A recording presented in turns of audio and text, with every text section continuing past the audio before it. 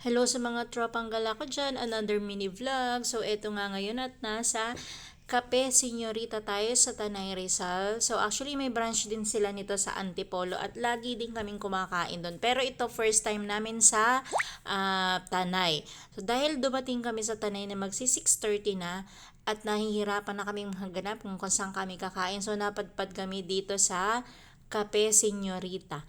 At ayan na nga po, ang address lang nila ay along Marilake Highway. Katapat sila ng Sierra Madre Resort and Hotel. So ayan na nga, umorder kami ng 2 servings ng bulalo, 2 servings ng pansit, bihon, at ng chop suey. Tapos umorder din kami ng buffalo wings na sobrang na-enjoy ni Kobe.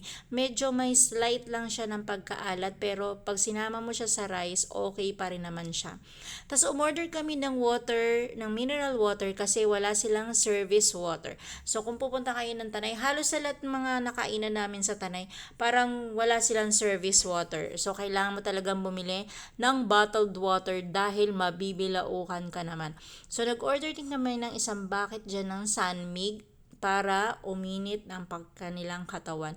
At nag-order din kami ng coffee dyan guys. Masarap din yung coffee nila. So ayan lang, kung gusto nyo ng masarap at murang pagkain, try nyo dito sa Cafe Señorita. Ayan lang guys, bye bye!